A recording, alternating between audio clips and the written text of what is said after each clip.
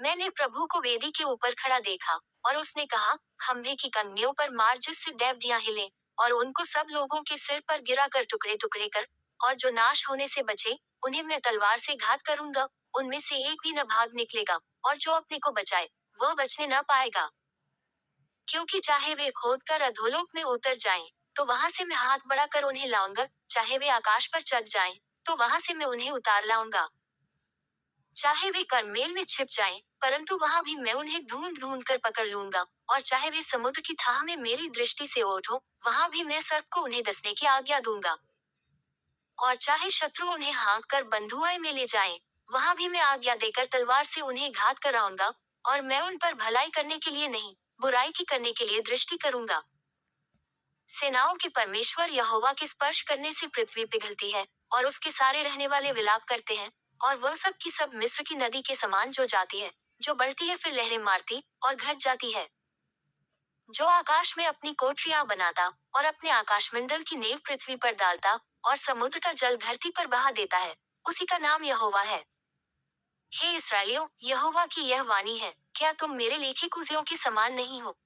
क्या मैं इस्राएल को मिस्र देश से और पलिश्तियों को कप्तोर से नहीं निकाल लाया, और अरामियों को कीर से नहीं निकाल लाया?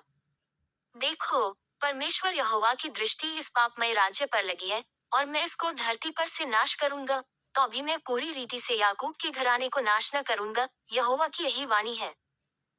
मेरी आज्ञा से इस्राएल का घराना सब जातियों में ऐसा चाला जाएगा जैसा अन्न चलनी में चाला जाता है, परंतु उसका एक भी पुष्टदाना भूमि पर न गिरेगा।